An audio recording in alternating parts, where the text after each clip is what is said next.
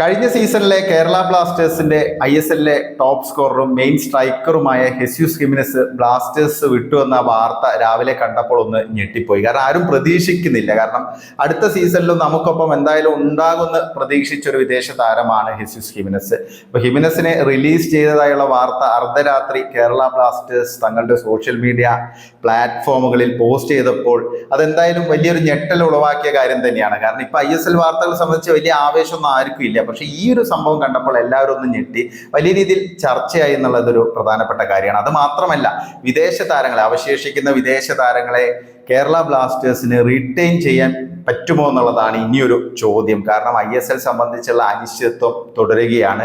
League എപ്പോൾ നടക്കുമെന്നുള്ള കാര്യത്തിൽ യാതൊരു ഐഡിയയും ആർക്കും ഇല്ല എന്നുള്ളതാണ് ഒരു അവസ്ഥ. അപ്പൊ ആ ഒരു സാഹചര്യത്തിൽ അഡ്രിയാൻ ലൂണയെയും പിന്നെ അതുകൂടാതെ ദുസാൻ ലഗാറ്ററെയും നോഹ സദോയെയും ഒക്കെ റീറ്റെയിൻ ചെയ്യാൻ കേരള ബ്ലാസ്റ്റേഴ്സിന് സാധിക്കുമോ എന്നുള്ളതൊരു വലിയ പ്രശ്നം തന്നെയാണ്. അപ്പൊ അതിൻ്റെ ഒരു ആദ്യ സൂചനയായിട്ട് വേണം ഹെസ്യൂസ് ഹിമിനസിന്റെ റിലീസിനെ, അല്ലെങ്കിൽ അദ്ദേഹം പോയതിനെ കാണാൻ. പോളണ്ടിലെ 1-ാം ഡിവിഷൻ ലീഗിലേക്കാണ് അദ്ദേഹം ചേക്കേറിയിരിക്കുന്നത്, ബ്രൂഡ്ബെക്ക് എന്ന് പറയുന്ന ക്ലബിലേക്ക്. ഇപ്പം ജസ്റ്റ് സെക്കൻഡ് ഡിവിഷനിൽ നിന്ന് ഫസ്റ്റ് ഡിവിഷനിലേക്ക് പ്രൊമോഷൻ ലഭിച്ച ക്ലബ്ബാണ്. മുമ്പ് പോളിഷ് ലീഗിൽ കളിച്ച് അനുഭവപരിചയമുള്ള ഒരു പ്ലെയറാണ് ഹെസ്യൂസ് ഹിമിനസ്, സ്പാനിഷ് പ്ലെയർ ആണ്. അപ്പൊ അദ്ദേഹത്തെ സംബന്ധിച്ച് 31 വയസ്സ് മാത്രമേ ആയിട്ടുള്ളൂ. ഇപ്പൊ യൂറോപ്പിലൊക്കെ ക്ലബ് ഫുട്ബോൾ കളിക്കുന്ന താരങ്ങൾ ഒരു 8-9 മാസം പ്രൊഫഷണൽ ഫുട്ബോൾ കളിക്കുന്ന പ്ലെയേഴ്സ് ആണ്. അപ്പൊ ഇവിടുത്തെ ലീഗ് എന്ന് പറഞ്ഞാൽ ഒരു ഷോർട്ട് ഡ്യൂറേഷനിൽ നിൽക്കുന്ന ഒരു ലീഗാണ് ISL എന്നുള്ളത്. അപ്പൊ അതൊക്കെ അതിനും ഉപരിയായിട്ട് ഇപ്പം ISL നടക്കുമോ എന്നുള്ള കാര്യത്തിൽ തന്നെ ഒരു അനിശ്ചിതത്വം നിൽക്കുകയാണ്. അപ്പൊ ഏതൊരു സാഹചര്യത്തിൽ, അല്ലെങ്കിൽ ആ ഒരു സാഹചര്യത്തിൽ എന്തായാലും ഏത് പ്രൊഫഷണൽ പ്ലെയറും ഇങ്ങനെയൊരു തീരുമാനം എടുക്കും എന്നുള്ള കാര്യത്തിൽ സംശയമില്ല. പ്രത്യേകിച്ച് ഒരു വർഷം മാത്രമേ ആയിട്ടുള്ളൂ ഹെസ്യൂസ് ഹിമിനസ് ബ്ലാസ്റ്റേഴ്സിൽ വന്നിട്ട്. അപ്പൊ അദ്ദേഹത്തെ സംബന്ധിച്ച് അദ്ദേഹത്തിന് വലിയൊരു ലോയൽറ്റി ഒന്നും ആയിട്ടില്ല ഇപ്പൊ ഫാൻസ് ആയിട്ടൊക്കെ. അപ്പം സ്വാഭാവികമായിട്ടും അദ്ദേഹം ഇങ്ങനെ ഒരു തീരുമാനം എടുത്തു. പിന്നെ മാനേജ്മെന്റിനെ സംബന്ധിച്ച് പറയുകയാണെങ്കിൽ മാനേജ്മെന്റ് ഇതൊക്കെ സിമ്പിൾ ആയിട്ട് കാണുന്നു എന്നുള്ളത് ഒരു സംശയം വേണ്ട. കാരണം കേരള ബ്ലാസ്റ്റേഴ്സ് മാനേജ്മെന്റിന് ഇതിപ്പോൾ നല്ലൊരു അവസരമാണ്. കാരണം ആര് പോയാലും ഒരു ചോദ്യവും ആരും ചോദിക്കാൻ പോകുന്നില്ല വലിയ രീതിയിൽ. കാരണം എല്ലാം ISLന്റെ പ്രശ്നമാണ്, അല്ലെങ്കിൽ ഇന്ത്യൻ ഫുട്ബോൾ ഫെഡറേഷന്റെ പ്രശ്നങ്ങൾ കാരണമാണ്, അല്ലെങ്കിൽ ഈ ഒരു അവ്യക്തത അല്ലെങ്കിൽ അനിശ്ചിതത്വം കാരണമാണെന്ന് പറഞ്ഞിട്ട് കൈമലർത്താൻ സാധിക്കും. അപ്പോൾ ഇനിയിപ്പോൾ ആരെ റിലീസ് ചെയ്താലും എന്ത് ചെയ്താലും, ഇനിയിപ്പോൾ എന്ത് ഫ്ലോസ് വന്നു കഴിഞ്ഞാലും അത് മറ്റു വിഷയങ്ങളിൽ പറഞ്ഞുകൊണ്ട്, അല്ലെങ്കിൽ അത് ചൂണ്ടിക്കാട്ടിക്കൊണ്ട് രക്ഷപ്പെടാൻ ബ്ലാസ്റ്റേഴ്സ് മാനേജ്മെന്റിന് സാധിക്കും എന്നുള്ളതാണ്.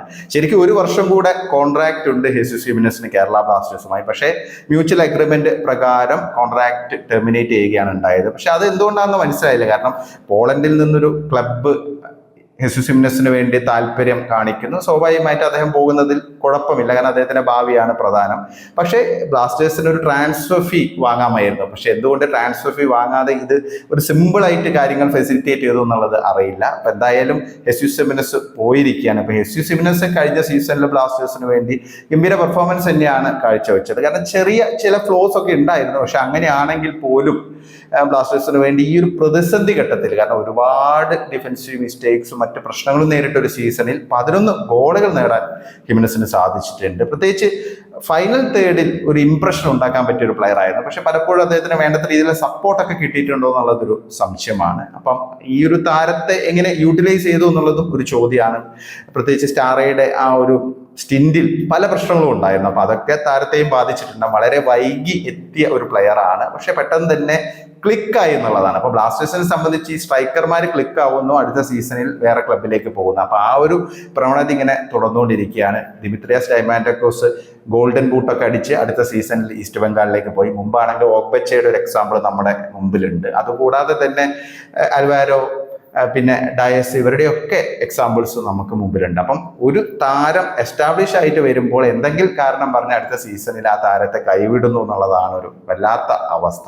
അപ്പം എന്തായാലും ISL സംബന്ധിച്ച് അനിശ്ചിതത്വം നിലനിൽക്കുകയാണ്. ISL നടക്കുന്ന കാര്യത്തിൽ ആർക്കും ഒരു ഐഡിയ ഇല്ല. അപ്പം ഈ ഒരു സാഹചര്യത്തിൽ ഇനി ആരൊക്കെ പുറത്തേക്ക് പോകും എന്നുള്ളതാണ് ഒരു പ്രധാനപ്പെട്ട ചോദ്യം. ലൂണയുടെ ഭാവി എങ്ങനെയായിരിക്കും, അല്ലെങ്കിൽ നോഹ ഒരു കടുത്ത തീരുമാനം എടുക്കുക. കാരണം ഇവരെയൊക്കെ സംബന്ധിച്ച് ഇവരുടെ വർഷങ്ങളാണ് ഇങ്ങനെ പോകുന്നത്. അപ്പോൾ വൈറ്റലായിട്ടുള്ള ഒരു പ്രൈം പീരീഡ് കഴിഞ്ഞ് ഒരു ഏർലി 30s നിൽക്കുന്ന പ്ലെയേഴ്സ് ആണ്. അപ്പോൾ അവരെ സംബന്ധിച്ച് അവർക്ക് വളരെ നിർണായകമാണ്. വെറുതെ ഇങ്ങനെ നിന്നിട്ട് കാര്യമില്ല. ഇപ്പം ഇന്ത്യൻ പ്ലെയേഴ്സിനെ സംബന്ധിച്ച് അവർക്ക് വേറെ ഓപ്ഷൻ ഒന്നും ഇല്ല ആർക്കും.